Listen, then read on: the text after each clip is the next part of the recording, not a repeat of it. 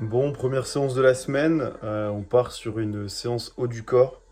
Ma prog fonctionne de façon à faire un petit peu de pec, un petit peu de dos, avec 4 séances par semaine. Et puis généralement je fixe une cinquième séance, parce que j'aime bien faire un petit peu de deadlift. Là j'ai repris le deadlift après un an de pause. Donc je pense que je vais me rester fixé à ça et tourner autour de 4-5 séances par semaine. Je suis quand même assez satisfait parce que j'ai retrouvé un haut que j'avais perdu pendant pas mal de mois, voire d'années. Parce que je l'ai eu il y a à peu près 2 ans et je crois que je l'ai perdu de vue il y a à peu près 8-10 mois. Donc je suis content, il était au fond d'un sac et puis il me va assez bien. 18h38, donc pour un début de séance ça va être pas trop mal. Je pense qu'on va commencer à vraiment s'entraîner aux alentours de 19h. On va essayer de faire une séance assez rapide. L'objectif c'est de terminer pour 8h, 8h30. Je viens d'arriver à la salle, je vais en profiter parce qu'il y a un poste de CD. J'ai ramené un CD avec, au moins on va pouvoir s'entraîner avec de la musique. Bon, du coup, on va commencer par du développé incliné. Allez, c'est parti. There's only one beer left. Rappers screaming all in our ears like we're deaf. Tempt me, do a number on a label. Beat up all the MCs and drink them under the table like it's on me. Put it on my tab, kid. However you get there, foot it, cab it, iron horse it. Pour la première série, c'est toujours à 20 kg histoire de s'échauffer un petit peu. Ensuite, on passe à 30 et dernière série, je passerai à 25 et de chaque côté. Ces plates là, elles sont vraiment bien parce qu'on peut vraiment bien les choper. Elles sont pas mal aussi pour faire des tractions lestées parce que la sangle passe bien. Je sais que vous êtes beaucoup à me poser la question, des fois en message privé sur Instagram, etc. Comment je fais pour filmer dans la salle parce qu'en fait, il n'y a personne. Sinon, je filme pas quand il y a des gens ou alors vraiment discrètement parce que l'objectif, c'est de pas filmer les gens sans leur consentement et aussi d'avoir une certaine intimité, parce que là, pour pouvoir échanger directement à la caméra, c'est un truc que je ferais pas s'il y avait 40 personnes autour. Donc c'est super en fait de pouvoir s'entraîner quand il y a personne. C'est l'avantage d'être dans une petite salle. Et c'est pour ça, je vais pas souvent dans les gros trucs, genre, je vais pas citer de nom, mais dans les grosses enseignes de sport, c'est sympa si vous voulez faire des grosses séances pour vous la mettre avec vos potes, etc. Mais c'est vrai que la plupart de mes séances, je les fais dans des salles indées, et surtout dans une salle indé dans laquelle je suis. Et ça permet justement d'avoir un rythme régulier et pouvoir venir tout seul, de profiter d'une enceinte pour mettre sa musique et d'être vraiment dans une bulle XXL plus large que dans des salles commerciales où on est obligé d'avoir nos écouteurs, etc. Là, c'est vraiment l'avantage qu'on a dans ce genre de salle. Là, il est 19h par exemple et je sais pertinemment qu'il n'y aura personne, que jusqu'à toute la soirée, il y aura absolument personne et ça me permet justement de filmer un peu. Souvent, je viens le midi quand je le peux, là, le travail me le permet pas. Mais quand c'est l'année scolaire ou quoi que ce soit, je m'arrange toujours pour pouvoir y être en pleine pause du midi. Et pareil, il n'y a personne, c'est le bonheur et c'est ce qu'on aime. Puis l'avantage vraiment qu'on a avec les Smith Machines, c'est qu'on a les sécurités ici qui permettent d'aller vraiment pousser jusqu'à quasiment l'échec. Ce qu'on ne se permettrait pas quand on est seul avec une barre libre par exemple.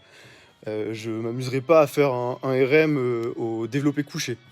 Ce qui paraît un petit peu logique. Bon là du coup on va passer à 30 kg par côté. Il faut savoir que la Smith, je sais pas, elle pèse à peu près combien, elle doit être moins lourde qu'une barre olympique. Les barres olympiques c'est 20 kg. Là on doit plutôt être sur du 15 kg peut-être. Donc ouais, on a 75 kg environ. Il faut savoir que habituellement je passe soit avec du coup 3 plates de 10 par côté, ou alors je rajoute un 2,5 ou un 5 kg en plus, ce qui nous ajoute entre 5 kg ou 10 kg. Et ça dépend vraiment de la forme du jour et ça pèse énormément en fait. L'objectif c'est de s'approcher de l'échec, d'avoir encore une rep en réserve, ça serait l'idéal pour pouvoir continuer d'enchaîner proprement la séance.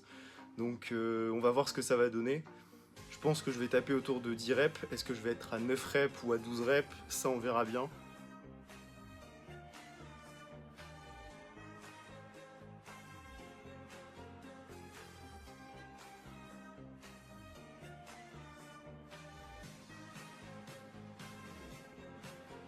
Bon, mission réussie, l'objectif maintenant ça va être de décharger un petit peu pour faire la dernière répétition et ensuite de passer sur le deuxième exo qui est le tirage vertical. Bon, je vais pas vous filmer la dernière série, mais il faut savoir que je vais mettre donc 27,5, là j'ai enlevé une plate de 10 kg pour ajouter un poids de 5 et un poids de 5, ce qui fait courcir seulement 5 kg sur la barre. Et ça sera notre troisième et dernière série sur cet exercice-là, puis on passe à l'exercice d'après où on fera également 3 séries. Je pense que je filmerai une répétition parce que je pense que je vais passer à ma première rep à 70, puis après je vais faire 2 séries à 80. donc ce sera pas utile de filmer les 3, on filmera sûrement la deuxième. Bon, il fait quand même assez chaud, donc je vais retirer mon pull. Bon, j'ai pas filmé ni la première ni la deuxième, donc là ça va être la 3e série, mais je pense qu'on va réussir à en caler 10 malgré la fatigue, et elles vont être assez propres.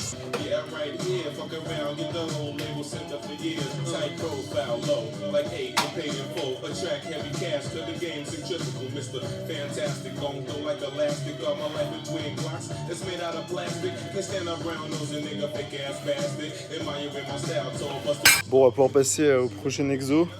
Je remets la casquette à l'endroit parce que j'étais obligé de la mettre à l'envers pour pas taper la barre. Donc là ça va être du biceps et ça va être assez pratique parce que on a une machine guidée pour justement faire l'exercice dont j'ai besoin, parce que sinon c'était de la barre Z. Donc il faut savoir que j'aime beaucoup cette machine. C'est vrai que sur la barre Z j'ai pas un très bon ressenti. Je viens de voir que j'ai beaucoup de mouvements quand je le fais, en fait je bascule énormément. Je m'en étais jamais rendu compte parce que c'est pas un exo que je filme habituellement. Et c'est pour ça que c'est important de temps en temps quand même de filmer un exercice pour voir l'exécution.